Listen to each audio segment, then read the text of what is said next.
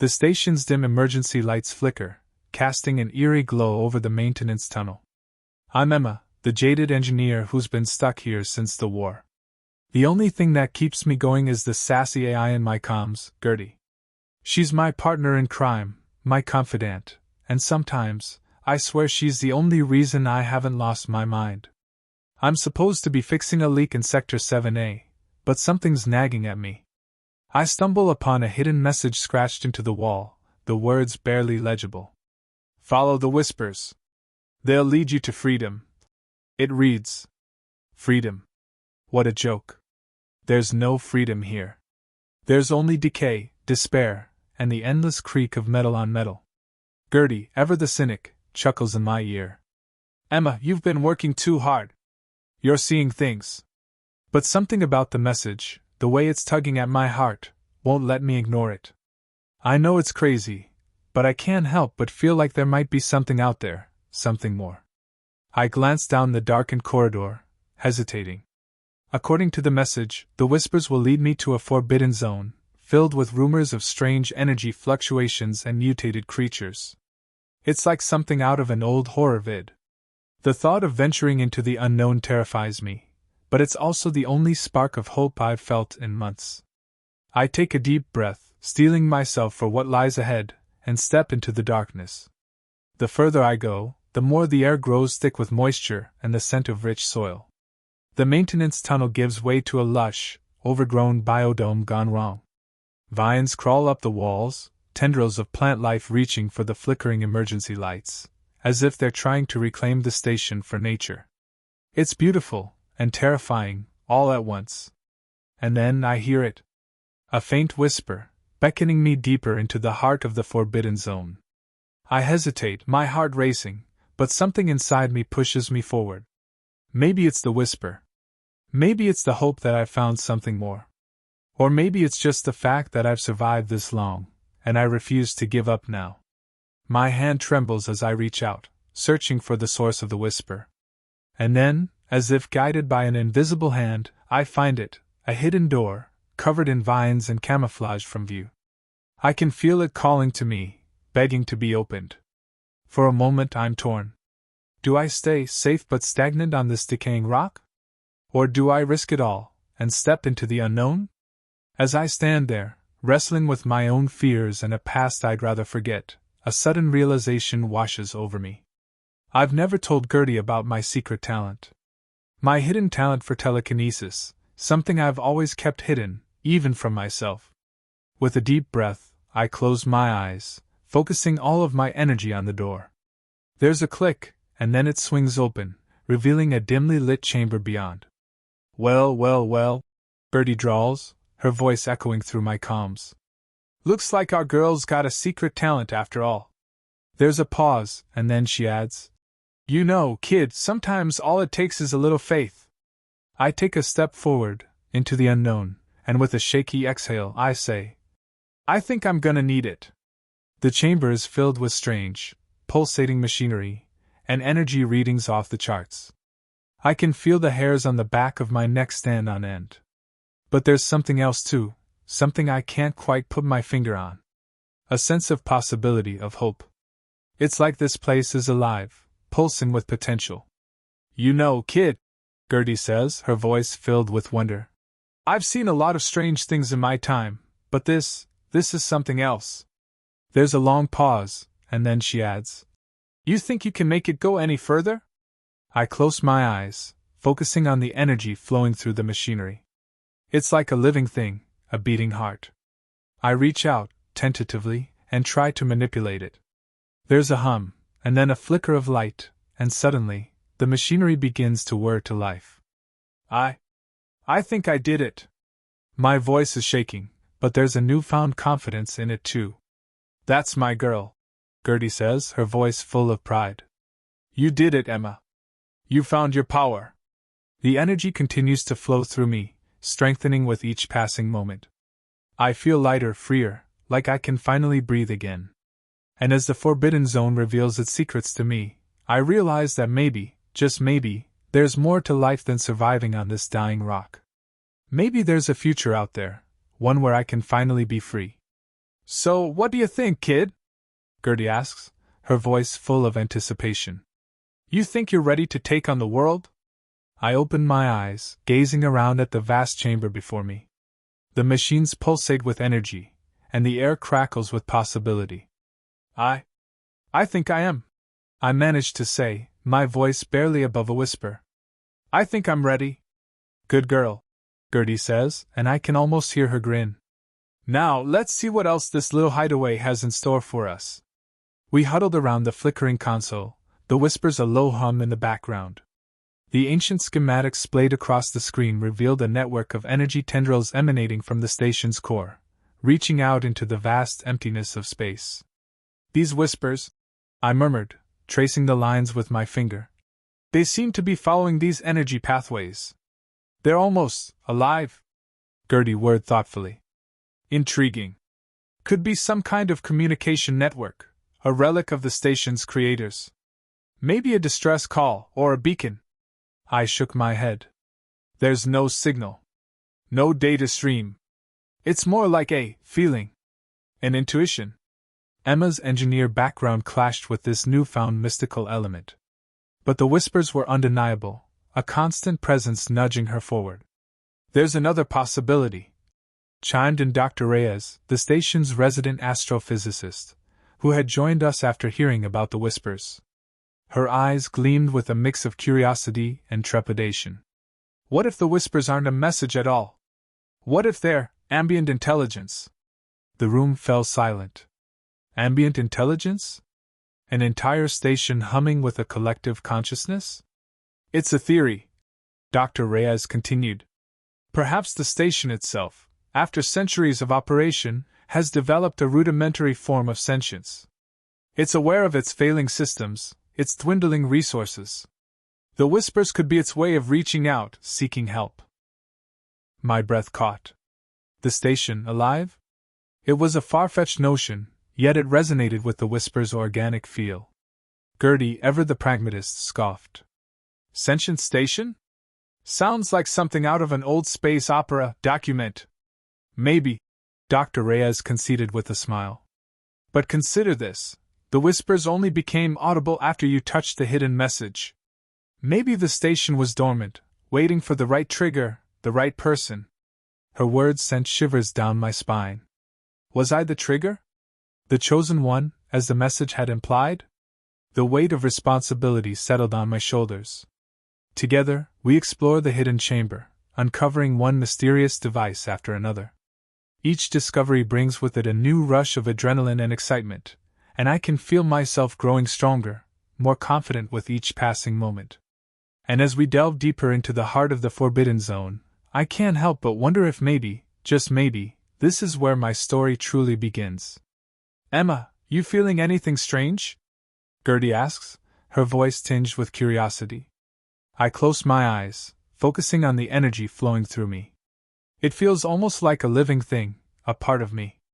I think I am, I say, my voice trembling with awe. I think I'm becoming one with it. There's a pause, and then Gertie says, Well, kid, welcome to the club. I open my eyes, looking at her in confusion. You just became one with the machine. You're now part of the network. Her words send a shiver down my spine. It's a powerful thing. It means you've got access to all sorts of information, all sorts of power. But it also means that you're bound to it. You're part of it now. I swallow hard, trying to take it all in. What kind of power? I ask, my voice barely audible. Oh, you know, Gertie says, waving her hand dismissively. The usual. Control over machines, access to data, the ability to manipulate energy. But, she adds, her voice growing serious, with great power comes great responsibility. You've got to be careful what you do with it. I nod, feeling a mixture of awe and fear coursing through my veins. I'll be careful. I promise. I won't abuse it. We continue exploring the Forbidden Zone, and with each new discovery, my abilities grow stronger. I can feel the machine's energy coursing through my veins, guiding my every move. Gertie watches me with a mixture of pride and caution, like she's not quite sure what to make of this new version of me. As the hours pass, the machines begin to hum in harmony, and the air around us crackles with energy. I can feel the power building within me, and I know that it's time to make a decision. Do I use this power for good, or for my own gain? The choice is mine alone. Finally, I turn to Gertie and say, I think it's time we showed everyone what we've found. And with that, we step out of the forbidden zone, ready to change the world. Or at least, the space station. The station's inhabitants stare at me, their eyes wide with a mix of fear and hope. I can feel their doubt, their skepticism. But I also feel the whispers of power at my fingertips, urging me to show them what I can do. I lift my hand, and with a thought, I manipulate the air currents to extinguish a nearby fire that's been smoldering for days. The crowd gasps, and for a moment, the only sound is the crackling of the dying flames. We can save this place, I declare, my voice resonating with the confidence of someone who's found their purpose. We can make it more than just a tomb floating in space. Gertie nods, her glowing eyes reflecting the excitement coursing through me. But Emma, remember. With power comes responsibility. Don't let it consume you. I take a deep breath, feeling the weight of her words. I look around at the faces staring back at me, and I know that I can't let them down. Together, I say, we'll make this station a beacon of life again. And with that, we set to work. I use my newfound abilities to repair the broken systems, while Gertie coordinates the efforts from the control room. The whispers guide me through the darkest and most forgotten corners of the station, revealing hidden pockets of life and resources. Slowly but surely, the space station begins to breathe again. The plants in the biodome thrive under my care, and the energy fluctuations stabilize. The whispers grow louder, guiding me to the heart of the station, where the most powerful machine of all awaits. The control center is a maze of consoles and screens, but I navigate it with ease, my mind connected to the very fabric of the station. I can feel the life pulsing through it, the potential for growth and rebirth. Gertie's voice in my ear is a steady stream of information, a symphony of data that I process without thought. We're a team, she and I, working in perfect harmony. But there's something else. A presence watching me. I can feel it, just out of the corner of my mind. It's not malevolent, but it's definitely there. And it's waiting for me to make my move. I approach the central console, my hand hovering over the glowing keys. This is it. The moment of truth. Will I be the savior of the station, or will I become its downfall? The whispers grow to a crescendo, and the room around me seems to pulse with anticipation. I close my eyes, focusing on the power within me, and make my choice. The console lights up under my touch, and the station responds. Systems come back online, lights flicker back to life, and the air fills with the sweet scent of oxygen. The whispers grow quiet, their job done. When I open my eyes, the room is bathed in light, and the once stagnant air is filled with the sound of life. The people around me cheer, their hope restored. Looks like you've done it, kid, Gertie says, her voice filled with pride. Welcome to your new life. And as the applause rings in my ears, I know that I've made the right choice. I've found my purpose, and together with my snarky AI partner, we'll make sure that this space station isn't just a tomb anymore. It's a new home, a new start. And it's all because I dared to follow the whispers. Gertie gives me a knowing smile, and I realize that she's seen this coming all along. She was never truly against me, she was just testing me, pushing me to be the best I could be. And now, I owe it to her to be that person. Exhausted but exhilarated, we collapsed onto a deactivated maintenance platform. The chamber pulsed with a soft blue glow, the awakened machinery humming contentedly. My mind buzzed with questions. Emma, Gertie's voice crackled in my ear. You doing all right? I nodded, still trying to process everything. Yeah, I think so. But Gertie, what was that all about? What is this place? Good question, Gertie replied, her usual chipper tone laced with a hint of seriousness. The truth is, we don't know much about the station's origins. Its history is fragmented, lost to the ages. But based on what we've seen down here, this chamber seems to be the heart of it all. I traced the glowing lines on the ancient schematics that now lined the transparent console.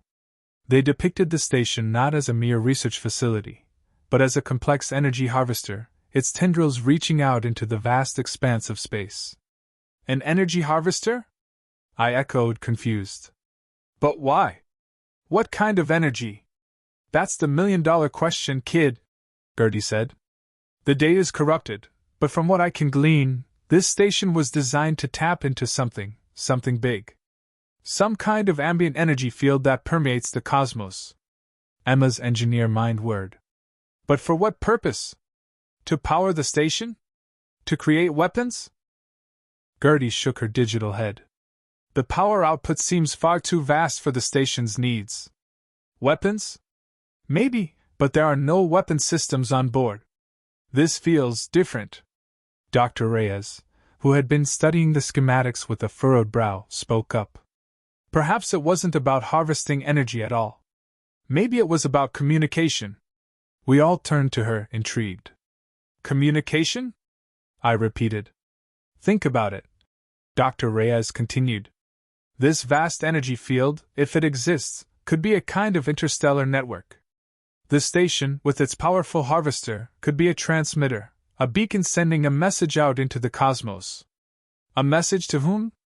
I asked, a shiver running down my spine. Dr. Reyes shrugged. That's the real mystery. Maybe to whoever built this station, an update on their progress. Or maybe, a call for help. The air hung heavy with unspoken thoughts. A call for help from a civilization long gone? It was a chilling yet strangely hopeful notion. The station continues to thrum with life, and I feel my own heart swell with pride. I'm not just Emma anymore. I'm the guardian of this place, the keeper of its secrets. And as I look out over the bustling crowd, I know that I'll never be alone again. The whispers still hum in the back of my mind, guiding me through uncharted territories, showing me paths that no one else could see. And as we continue our journey together, I can't help but wonder what other wonders the universe has in store for us. But for now, I'm content to bask in the glow of success. The stars are our playground, and we've just unlocked the first level. The possibilities are endless, and with each passing day, we grow stronger, wiser, more capable. So here's to the whispers, and the endless adventures that lie ahead. Here's to the new life that we've carved out for ourselves, and the countless worlds that we'll explore together.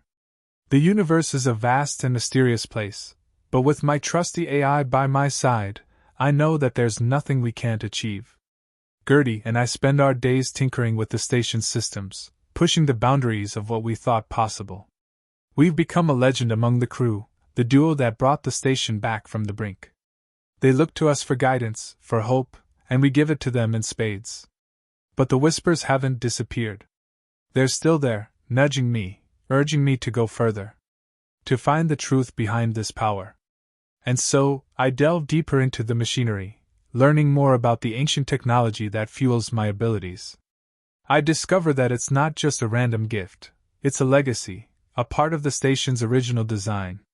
A fail-safe, built into the very core of the place. As the whispers grow clearer, I begin to piece together a grander picture. This station wasn't just a floating lab, a forgotten relic of a bygone era. It was a bastion of knowledge, a gateway to the stars. And now, with my newfound connection to it, I hold the key to unlocking its true potential. But with great power comes great responsibility, and I know that I can't keep this all to myself. I start to teach others, to show them the whispers that I've heard, and the wonders that await those who dare to listen. And as they learn, as they grow, the station starts to feel less like a prison and more like a home. We're not just surviving anymore, we're thriving.